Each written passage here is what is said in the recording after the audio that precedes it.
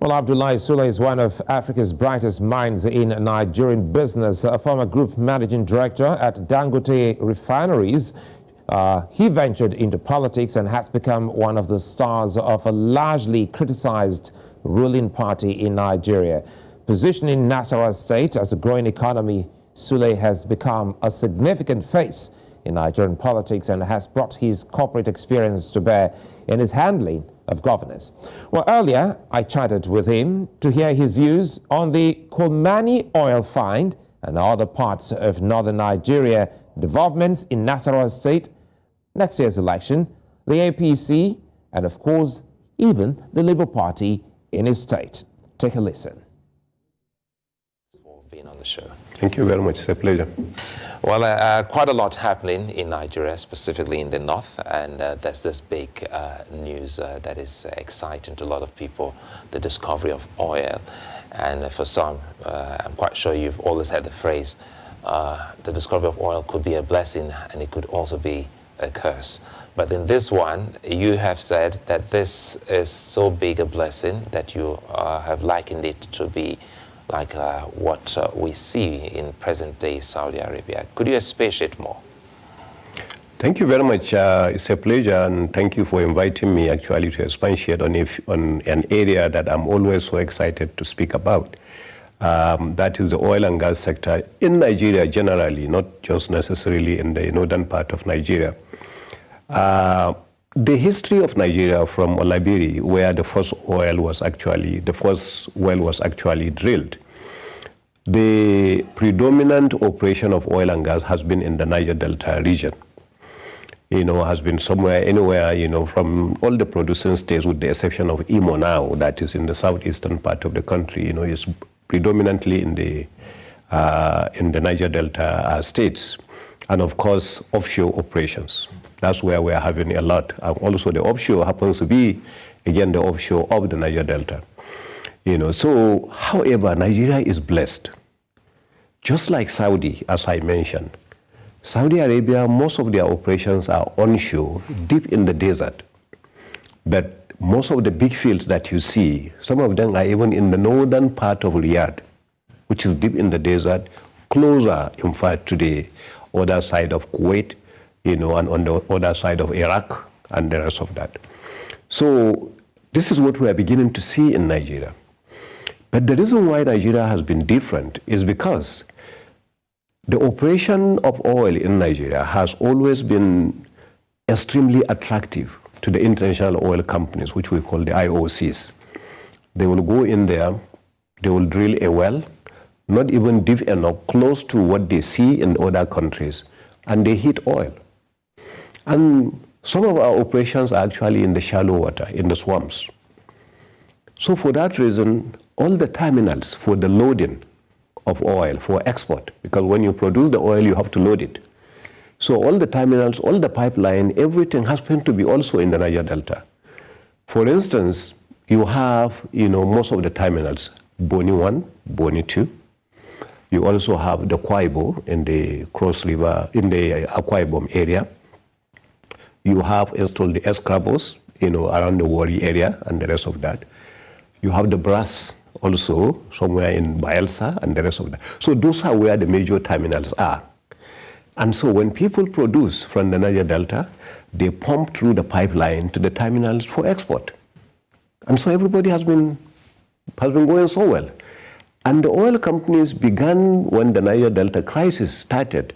They now started moving out from the onshore field, down to the offshore and the shallow water. And that's the reason why, again, I say Nigeria is blessed. As the problem of the Niger Delta begin to develop, then you begin to see, big oil fields that are being discovered offshore, in the waters. The Bonga by Snepco, the Agbami by Texaco, the Erha. So all these big fields are being discovered outside. So for that reason, when the operations on the onshore were being affected, the operations of the offshore pick up. And that's why Nigeria still has the capacity to produce anywhere between 2.5 and 3 million barrels per day. Has the capacity. I'm not saying we are producing that. but has the capacity actually to do that.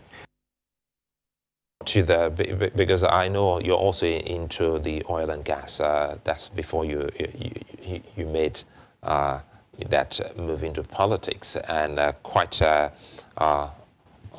history for us there to chew on. But the issue there, because you also mentioned before the Niger Delta crisis, and I said, wait, you should also be concerned, because that's where people worry for the North. This, at the moment, you talked about the investors, and some of these investors sometimes, they already know that some of the government agents or agencies do not particularly care about the people. And that's the fear already by some people, nursing that, look, the North is already basking in the euphoria, the country is already excited about it. How is the country moving to ensure that a repeat of Niger Delta is not seen in northern Nigeria? Before I jump to that, let me just conclude the issue of the structures I'm telling you about. And that is the reason why the refineries also were built in the Niger Delta, so that you won't have much problems about refining what you produce, with the exception of Kaduna refinery that has never been efficient anyway because of the pipeline problem. So now. Yes. So all the major discoveries we begin to see in the entire belt, because it is not only coming to the north, the so-called Benue Trough that they keep talking about actually begins in Cross River. So that's where Benue Trough builds out. It comes through the real Benue itself, through Ogoja. It now comes through Kiana in Nasarawa State. It goes through Plateau. It goes all the way now and changes to Upper Benue Trough. That takes you now all the way to where we are in Kolmani. And that's where the discovery of these 1 billion barrels of oil was made. That's huge. That's historic. Exactly. You can only compare it to the Agbamis, the Bonga, the Erha, and the rest of that. That's where you are having 1 billion barrels. You know, so this is the excitement. So what is the excitement about, like you mentioned? Most of these discoveries in the north and along these belts, and it is not the only belt, by the way. You have the Lake Chad. You also have the Anambra Basin. You also have the Benin Basin. You have the Sokoto Basin. All these are frontier sites. You know, so now, for the first time, we are getting a company to do something different from the fear you have. Let me go back to your fear. What is causing pollution in the Niger Delta? Mostly is the pipeline. At the production site, when you have your flow stations, you have what we call the Christmas tree, that is the blowout preventers. You don't necessarily, unless you have a blowout, you don't necessarily have major problems in that kind of area. Most of these pollutions that you are talking about are caused by the pipelines. It is not the production itself. Now, the other side where we are going to, where we are having, you know, environmental issues is with the gas. In the past, Nigeria will produce, and then they will just either flare the gas and cause environmental issues, or find a way to hide the gas and cause environmental issues. Today, it is not the case. So now let me fast track and take you to your question. You know, is the North not afraid of what has happened to the Niger Delta? So let me tell you my excitement as an individual first, before I tell you as a Nigerian. The excitement is that today we are having a company that has agreed to do what in the oil and gas industry we call integrated field development. And integrated field development means you are going to produce your oil there, you will refine it there, you will produce your power there, you will produce your gas there, you will produce your fertilizer there, and you are only taking out finished product, complete value chain. And that's the reason why this company is investing $3 billion in this particular project. So the reason why this is not for the North. By the way, this company doesn't even have any equity in the Kolmani field. So let people even understand that. And then there is another argument a lot of people don't understand. They are saying it is the first well that Buhari went to commission. It's not the first well. The exploration wells have already been drilled. These people, if the exploration wells were not drilled, if the seismic 2D, 3D were not acquired, if the processing of the seismic has not been done, if the interpretation has not been done, we will not be talking of 3 billion barrels. So a lot of work has been done. So we should give credit to NNPC, not to the north. It's not northern Nigeria that has done that. Not the south. It's Nigeria through NNPC that has done that. But again, you know, it's good that you're making this point clear, that this is about the country, and this is a Nigerian investment and a fully Nigerian discovery.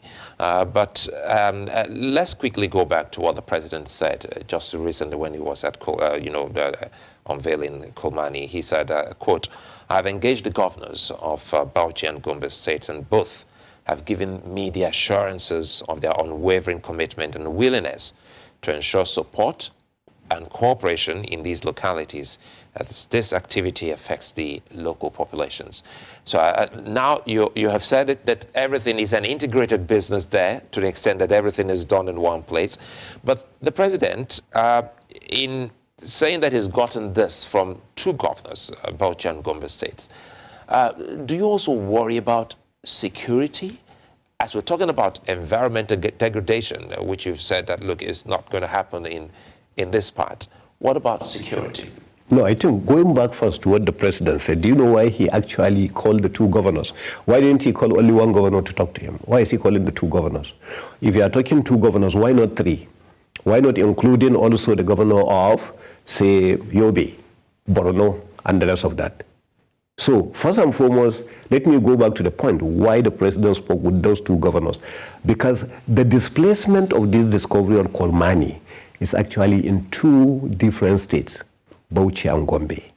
So that's the essence of concentration on these two governors. There had been some arguments earlier on about, no, it is in Bauchi, no, it is in Gombe. Oil discovery doesn't sit in one place. It's a displacement. Okay, so that's the reason why I think the president got the idea of talking to both of them. First, not to begin to have disagreement about who owns the oil. So I think that is the first one. So I think it's better you understand that part first. So the second aspect that you are talking about, of going again for the security, for the communities, for that, is both communities actually that are going to be affected.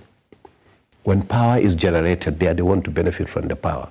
When employment is being generated, they are the ones to do that.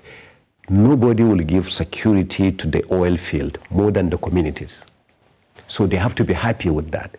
It's like agriculture. When you go into commercial agriculture, the biggest people you are looking forward to are the local communities for them to buy in. And I think that's the idea. Governor Sule, you're spot on, but we have a bad example. And the bad example still is the Niger Delta. The people, if we have a community that hasn't actually benefited the way you have painted it, it becomes almost impossible for those, because if I live in those communities, I'll be a Thomas. I'll be very doubtful of what you're saying. So what are those things you think those who live in those communities will see that will further assure them that truly this is going to be different, as Governor Sule has highlighted? No, the number one handwriting on the wall is that this is an integrated field development. That's the number one handwriting that doesn't exist in the Niger Delta. That's number one. Number two is we cannot reinvent the wheel. We know our problems in Nigeria. Sometimes it is not the company, it's not the investor, it's Nigerians. And sometimes, unfortunately, the so-called leaders, if they can benefit directly, they deny the other communities the benefits. These are the issues. So those are the reasons why I was taking you through the reasons why the president was talking to the governors. So these are the continuation of the reasons, that let the communities benefit, because oil companies, they want peace. That's the only way they can operate, especially in an integrated one. They want peace. So for peace to emerge in that area, the people themselves must buy into this project, must see the benefits, must be employed, must see economic empowerment on their own side, must do, so all those things must be there, and their environment must not be polluted. Very instructive. Yeah, they should be able to go back to their farms, carry out their farming activities, and come back.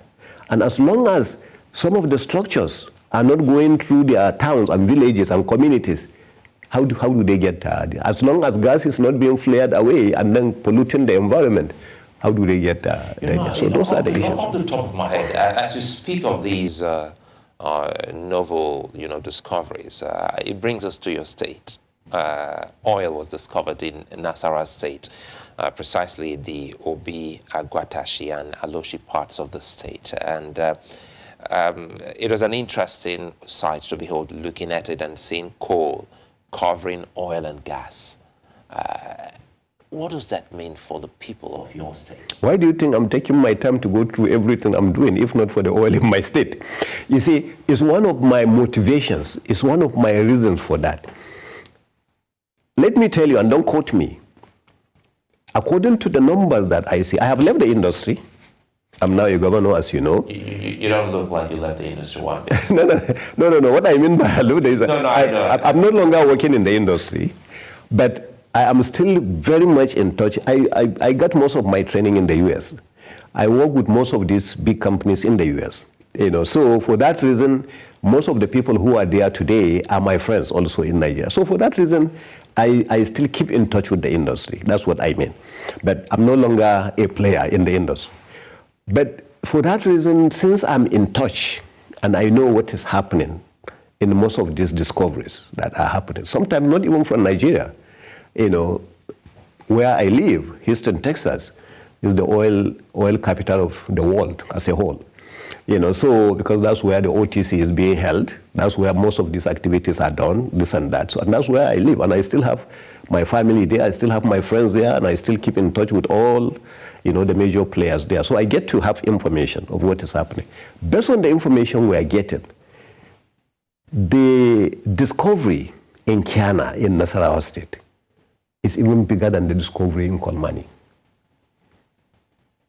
So Kolmani should bother me. So we haven't seen anything yet? You haven't seen anything yet. You haven't seen anything yet. And yet, it's only enhanced 2D that has been acquired. In Kolmani, a 3D has been acquired. You have done your mathematics, 2D, the X and Y. The 3D is X, Y, Z, three-dimensional, as the name implies. Has been acquired for Kolmani, has not been acquired yet for Kiana. And yet, we are seeing the displacement better. It may not happen when I'm a governor, but I'm not worried. It will come one day, because discovery is discovery, it will be there for the benefit of the people, for the benefit of Nigeria. It goes back to the people, always the people. Yes, the people can't feel it. The people feel it. The problem is that sometimes there are other people that block the majority of the people getting it. And that's why people it's not that the people don't feel it. Governor Sule, that's why people are elected, because you did well in business, and for the people to see you in 2019 and say, come help us, perhaps they've said the same thing to other colleague governors of yours, but the people are still not excited. They think that politicians, you said something a while ago, you said, we know our problems. And I said, wait a minute, the governor just said we know our problems. How come we know our problems? The solutions are almost far from the people. There is a lot of greed in the system. How much money do you need? How much money do you need? Honestly. If as a governor you want to accumulate 10 billion, 15 billion, 20 billion, for how many years do you have to live? These are some of the problems. So I think sometimes we have some kind of village mentality about money. And that's why so many people die and they leave money. And the money you don't need. So, and that's part of the reason why sometimes you have to talk about it. It doesn't matter, even if I'm considered as part of those leaders, I have to talk about it so that it will come out and we begin to understand and to know what is really happening. Okay? There is money in it.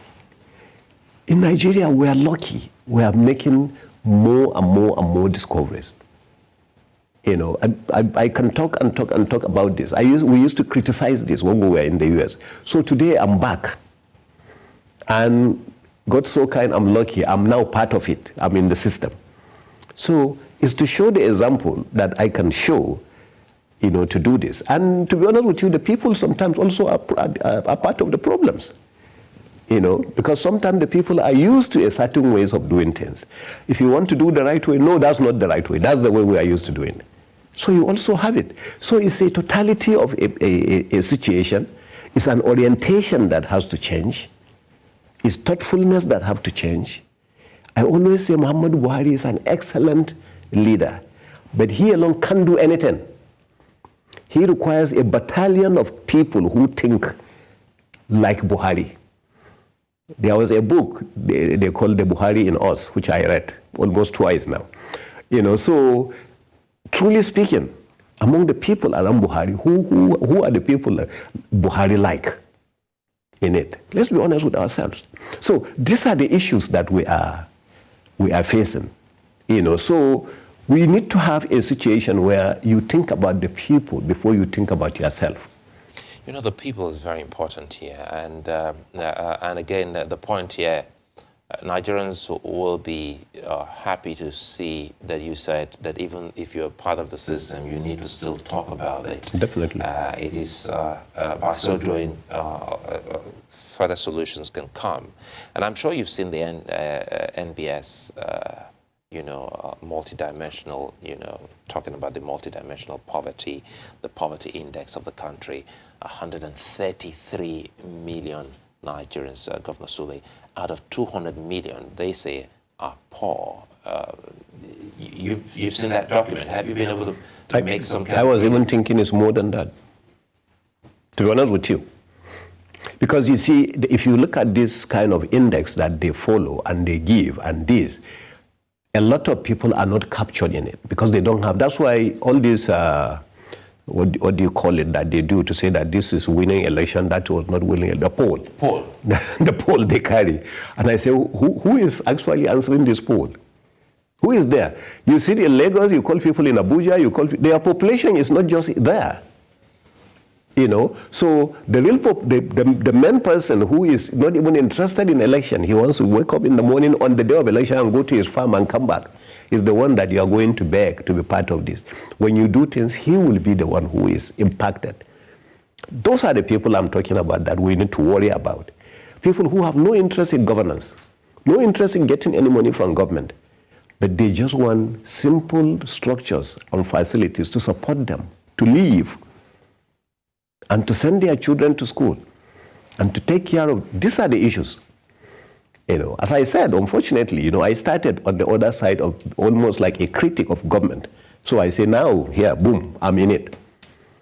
Okay, so what should I do? So I have to do certain things a little different, you know, in order for us to get there. Let's talk about agriculture, because I know the North is the agricultural hub of Nigeria, and talking about Kolmani and some other places, the fear again, you said you should ensure that the activities of oil does not affect the people, does not, you know, destroy all that life, you know, of the people. And if you look at it, basically, for the Niger Delta is the aquatic life. For the people, we're talking about farming. So let's talk about farming and how perhaps another issue, climate change, is affecting climate change and security. There's a twin problem of climate change and security affecting agriculture, especially in northern Nigeria. And you are perfectly right. Not just in northern Nigeria, a little bit outside Nigeria, in the northern, southern part of, you know, North Africa and the rest of that comes all the way to affect us. You know, climate change, you know, desert issues and security being number one. For us in Nasarawa State, it's not even about the climate change. It's more about, you know, what is happening with the area of security, clashes between, because there is nothing that hurts the farmer than to go and cultivate the land, do the planting, carry out everything and grow his crops, and getting ready to harvest, and boom, there is crisis, and he's not able to harvest the crisis. Somebody can actually commit suicide on that. And those are the kinds of things that we see in our own areas. So that's why security is number one, that we take care of, to ensure the people are secure, to ensure people live in peace, to ensure the farmer lives on his own part, the herder lives on his own part, everybody carrying out his own interests, this and that. Because sometimes when you talk to both of them at different times, you will say, oh, you are right. When a herder tells you, I have done this and this because of this and this and this and this reason, if you are not careful, you will say, oh, I'm sorry, you are right. Then you go to the farmer, and the farmer will say this, this, this, and this. Because I actually go outside the office, all the way to the field. To engage them? Oh yes, I engage them. The herders and the farmers? I engage them directly. I go outside and meet them. So tell us, what's the gist? What do they tell you? And when they speak to you at the end of the day, what do you get from what's not being said by these people? Now, a lot of times, there are criminals, by the way, on their own. There are people who are criminals who take advantage of the situation to commit crimes. This is the true situation. I put that aside, that is okay. But I'm talking of situations that are genuine clashes that have taken place. In Nigeria, in so many years that have passed, we used to have all these grazing reserves, and we used to have the path, because in Nigeria, open grazing has been the intent. Majority of these herders will not agree to go and find an area, where they will now they have to provide the water, provide the grass, provide this and that, and that's money. So they are not used to that. They are used to allowing their cows to just go freely in the areas and eat. And most of those places are grazing paths that they used to follow today. Because of population explosion and the rest of that, some of those places are farmers. Some of those places that you see, are villages, houses, and the rest of that. So the people sometimes are also restricted. So they will explain to you their reasons, okay, in that order. Then a farmer will explain to you similar to what I said earlier. Oh, this is my grandfather's farm. I came in and inherited it. Oh, we have done this. Oh, for the past 10 years, that's where we have been. We are doing this. All of a sudden, these herders came in and actually got involved. And so those are the kinds of things. And then they engage in a fight. Next thing, you shoot them, because arms now are freely traded and the rest of that. So those are the kinds of things. So in most cases, we sit people together. We see how we can resolve the matter. Say, okay, since this grazing reserve no longer exists, why don't us move to this location? Why don't us do this? Why don't us? And sometimes you part with a little bit of resources in order to make sure people live in peace. So those are the kinds of things happening. But there are the criminals on the side, as I told you, who came from nowhere. And sometimes also are genuine people, very good people that have turned criminals. For instance, because of anti-open grazing law in some states, it may come and affect a herder who all his life has had, maybe their entire family has had maybe like 100 cows or so. And because of the problem they have with other states, he lost the entire 100 cows, has no means of living. His children turned to criminals. I have had all these examples. So these are the kinds of things you will call. So it's a little more complicated than what the social media just reports and the rest of that. So that's what we follow. And when you spoke about the plight of the herder and the farmer, and ultimately losing his produce and his livestock, and you also spoke about what ultimately will happen to their children and family. It brings us to education. And just recently, former President Obasanjo spoke at the Education Summit, where he said specifically that the number of out-of-school children could be another Boko Haram. And now he's tying out to security issues. You lived in the US, and sometimes this also should worry you when you see that ideally, by now we should also be putting side-by-side ranching, as we've seen in other parts of the world, plus the out-of-school children. I want us to speak about that, because you and I were here today because we're privileged and blessed to have gone to schools. There are a lot of others that would have been an engineer Sule, Governor Sule, or a Sulaiman who seated here before you, but they never had this opportunity. How can we bring this to change the narrative to the extent that if we can't fix it now, but at least there be some significant reduction of out-of-school children? Well, number one is the commitment, on the part of leaders generally.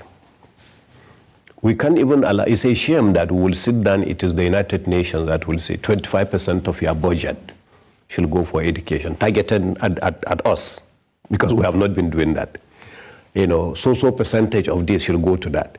So this should go to that. World Bank will say, we will support you if you can do this and that. So it's actually, we are going through another colonization. People are teaching us, this is the right thing to do.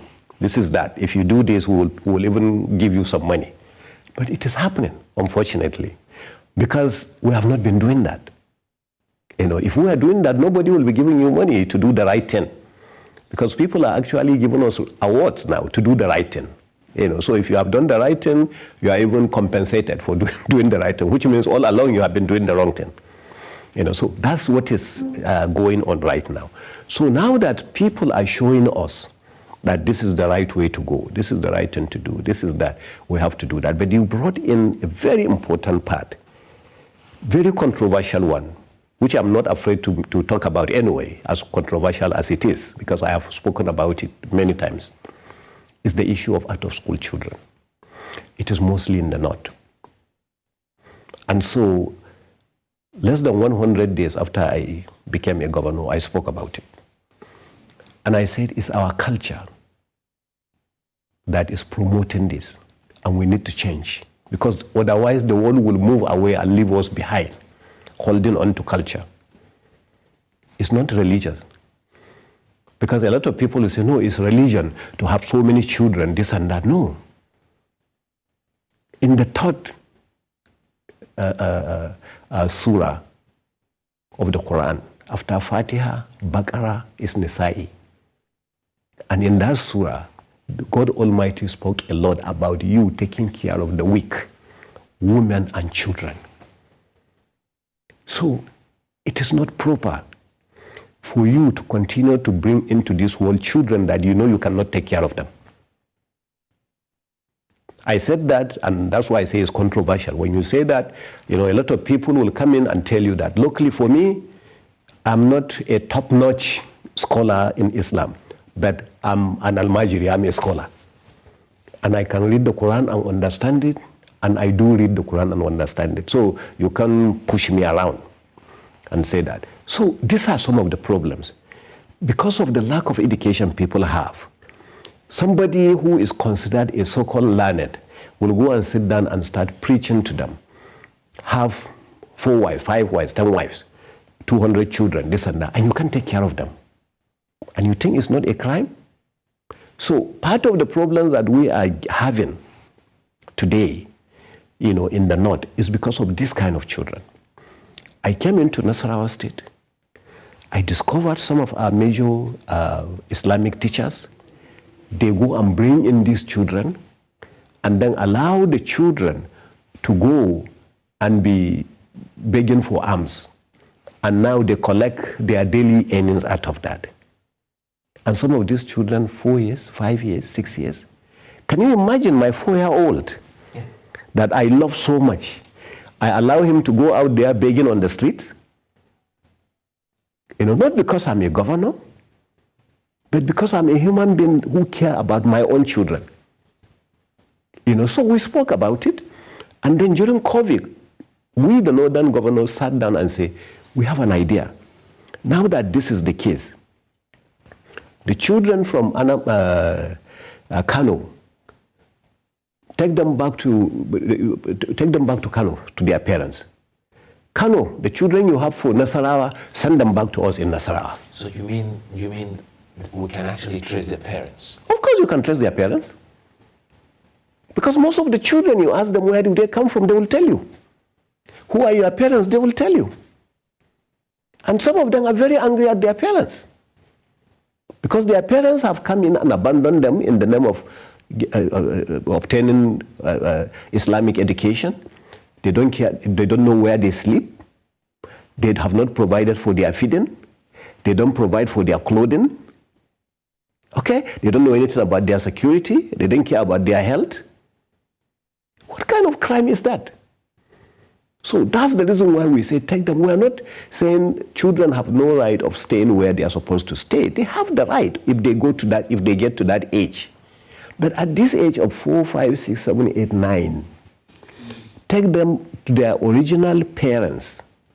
And their original parents will now properly care for them, and they can still obtain the education. Because in that Kano, there are schools where they can send them to go and obtain their education and come home and spend the night with their parents and then get the love of their parents. And it's the same thing in Nasarawa. They can come to Nasarawa State. We take them to their parents.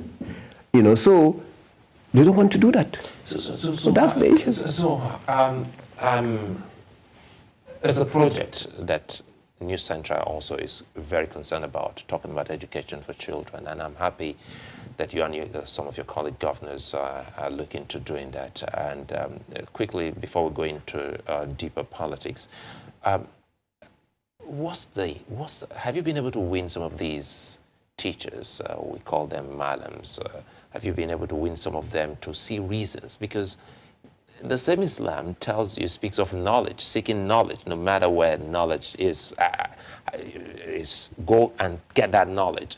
And the same Islam is telling you that, look, you don't have to beg. And now, but a lot of people are making it look like it is the religion. And for the first time, we're getting to see someone in that high office speaking to that issue, and that is you.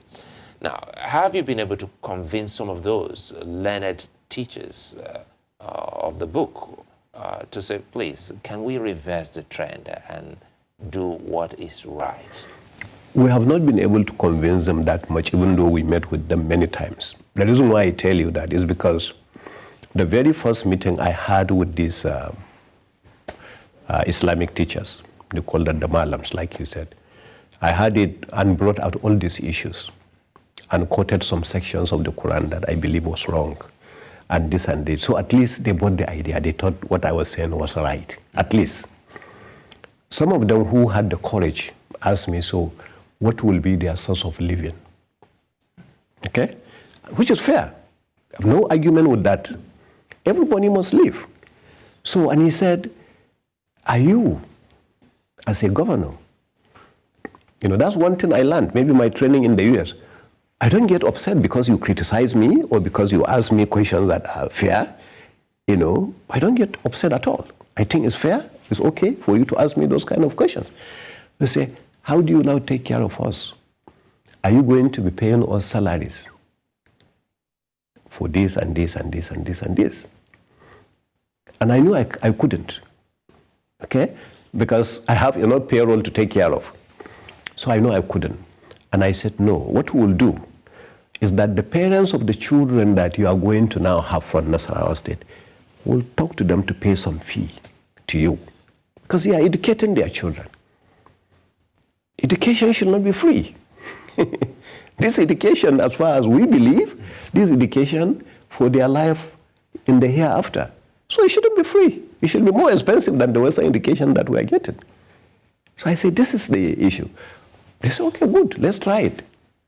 So the truth is that you have a father that has 25 children, that he himself, and majority of these people, by the way, with this number of children, because like you now, the way I see you, if I ask you how many children you have, maybe you will tell me 3 or 4 or 5, right? That's what you will tell me.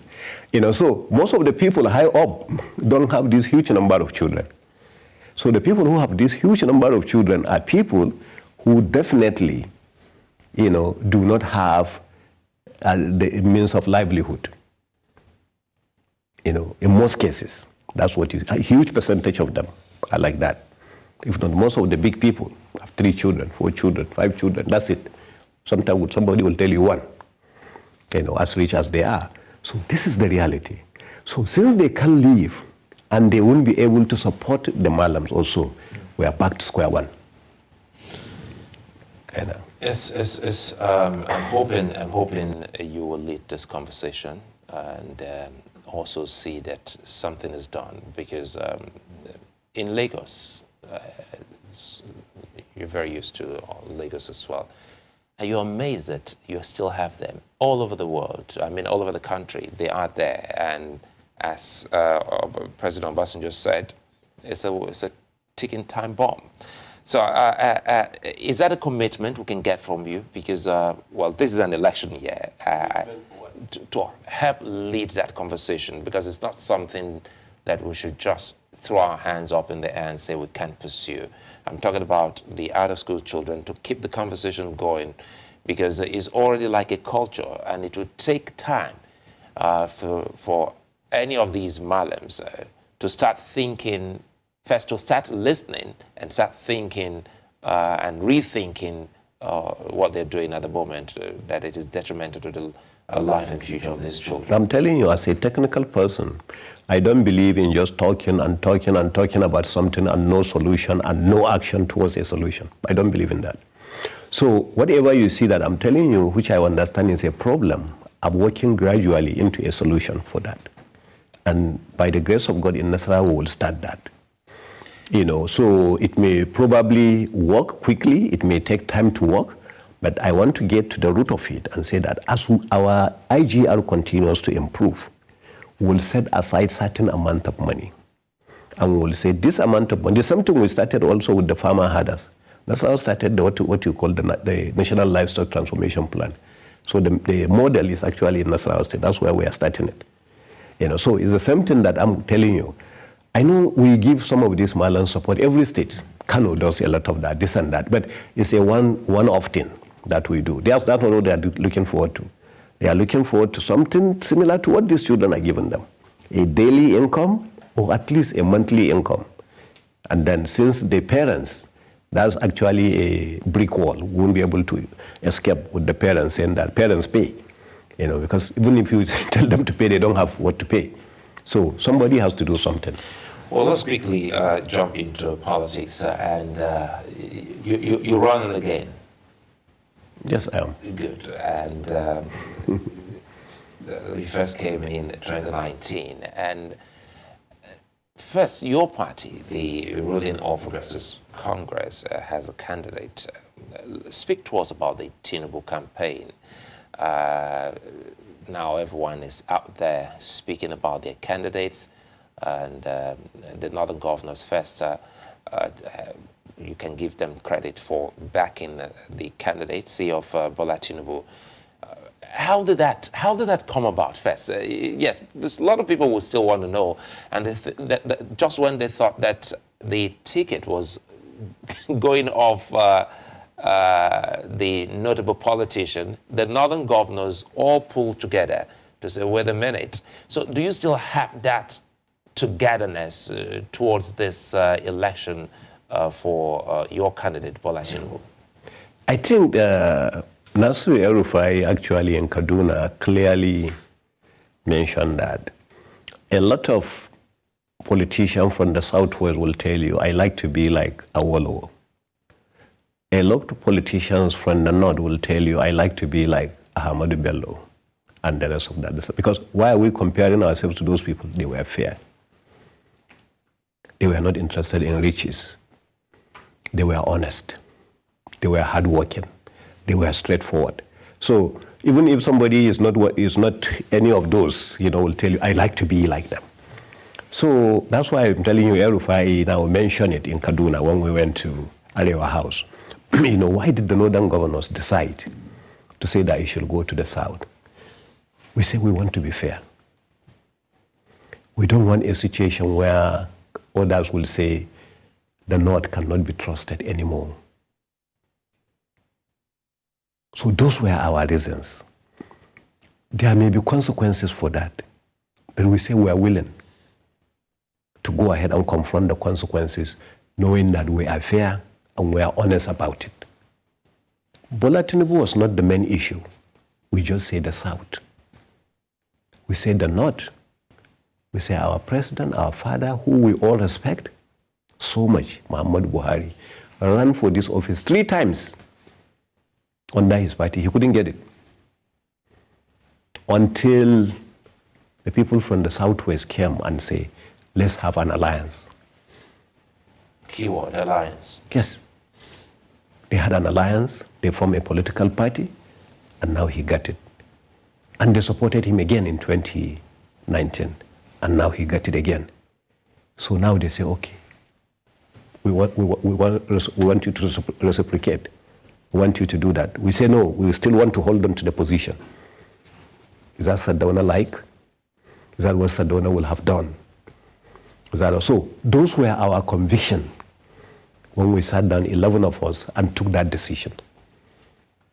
And we didn't say go until we went to see our father, the president. We said, Father, President, this is what we are thinking, this is that. And he blessed it. He said, go ahead. He actually did that? Yes, he did that. Anybody who tells you he didn't do that, he's not, at least he did that to us. If after us he says something else, I don't know. I wasn't there. But at least when we went to him, we said, this is what we are thinking, this is that. He said, go ahead. So we went, of course, and we went ahead. So it was only at that moment now we began to say, among the people in the South, which ones will be best? And we selected 5. We didn't just take Tinubu's name there. We selected 5. And we took to him. We say, now, Baba, we brought these 5 to you. Tell us who among these 5 we should support. And again, in his usual way, he said, go and vote for any one of them that you, they are all close to me, they are all my friends, it's all fair. Whoever gets among them is my own. So these are the issues that happen. I don't know what anybody else is saying in the social media. You might want to tell us some of those names on that list? No, they are on it now. I think the more, I don't speak for Northern governors, I don't speak for APC governors. I'm just one small governor in Nasarawa. So the big ones can actually give you the answers. But that's what we did. Now let's make Nasarawa big, if you say one small government. You're running for election in 2019, and what's the conversation with you and your people of Nasarawa State? The conversation was about facts. I came in from the private sector. When I was invited, I tell you I was invited, actually. When I was invited by none other by Tanko Al-Makura himself, the governor at the time. And he said, looking at what he saw me doing out there, it will be nice for him to support me. First time I didn't trust him. I didn't believe him because I had my own concerns about politicians. And it started becoming a reality. So I said, okay, this thing is becoming real. So if I'm going there as an engineer, let me do the homework. So I engaged KPMG. You went that far? Yes. Because Kunle Lebute of KPMG, may God bless him continuously, he asked me, how can I help you in this new project you are going into? I said, okay, sir, thank you very much. Can you now help me go and carry out a study of Nasarawa State and give me? So he did. And he sent his people there. And they did, and they gave me their own information. That these are the prospects in Nasarawa State. You can achieve this, you can do that, you can do that, you can do this. Then I engaged the politicians again. Can I win election? Okay? So you now tell me, how do I do that? And they told me also their own is a little less reliable than KPMG. And they told me, you can do this, you can do that, you can do this also. So based on that, I said, okay, why not? I got the blessing of my boss, my chairman, and then I went into it.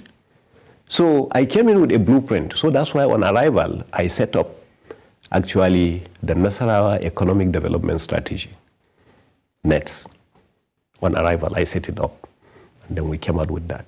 After that, I had to invite people who will be able to look at me directly in the eye and tell me the truth. Majority of them not from Nasarawa State. So I set up the Nasarawa Economic Advisory Council. And that one, the chairman, Professor Kwenyi Ajayi, from Ogun State, living in Lagos. I knew him as somebody that would look at me straight in the eye and say, you are not doing well. So it's always good to have someone like that in your corner. Oh, yes. Against all odds will speak to you. Yes. Do all politicians do that? I don't know about other politicians, but I'm just telling you what I did. And I decided to do that, and it helped me. So we inaugurated the committee. We brought in people with a lot of experience, former MD of Nexim Bank, former this, former that, former this. At the end of the day, that's why we are where we are today. Let's close on this, and it has to do with politics of inclusion, where there are allegations that you are intolerant of opposition. Specifically, I think there was a story about Labour Party in your state not being allowed to use a facility. And people said, wait a minute, this same engineer and same Governor Sule, who's been outside and back, what do you have to say about that? You know, politicians have their own way of exaggerating things and creating things and saying that, let me tell you how fair I am on our primaries. When it came to our primaries, first and foremost, the primaries where I was even invited, 11 of us sat for that primaries, including a sitting deputy governor, some childhood friends of the former governor who was on seat, this and that. We all went into that primaries. And it was one man, one vote, secret ballot. So if today you tell me this person didn't vote for me, it's possible he didn't vote for me, I don't know. Out of the 2,341 votes casted for our primaries, I got only 926. But because there were 11 of us, God so kind, I won the election. So that is first on the part of fairness. Now, when it came to let me go fast forward to, since we won the election, the opposition, anytime they wanted to use any of our facility, one of the strongest political, the opponents we have, the political parties, at one point wanted to use, and they have used so many of our facilities anyway, wanted to use even the airport that we have not yet completed. And I say, please go ahead, you can use it. The stronger opposition parties, not even the ones you are talking about now. So now coming back, you know, to our primaries that we have done, to show you another fairness, before I go to Peter Obi, you know, Labour Party, we were going to have our own primaries. And we went through the screening, and we were only two, myself and a lady. So during the screening, they disqualified the lady.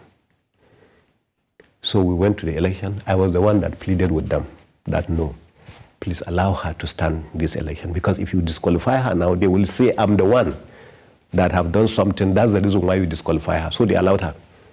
So she contested. Today, she's one of my biggest supporters. So now to the Labour Party. To the Labour Party quickly. Labour Party called us and said they wanted, they didn't even call me. They just called our own office and said they wanted to use, you know, the Lafayette Square.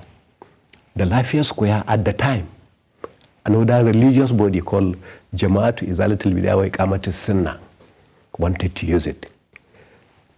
And they asked for it long before these other people. So on the same day, those people were having their event. It's not that it was free and we denied them. So we say, but if you don't mind, please, we'll give you another site, you know, which was a football field. We say, we'll give you that one. They say, how about the stadium? We say the stadium they were undergoing, is still undergoing repairs for the past 8-9 months. It's still undergoing renovation. So that's why the football matches of Nasarawa United are being even played in Jos, because our stadium is not open yet. These are the things we told them. But they say we denied them. We did that. You see all kinds of things. Go and see the number of people. They had a small football field, they couldn't fill it.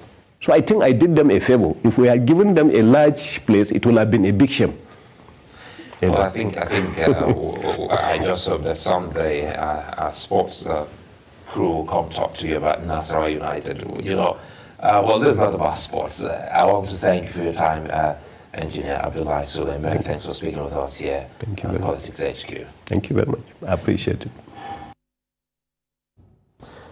Well, then, it's a wrap on the show. Many thanks for watching. I'm Sulaiman. Bye-bye.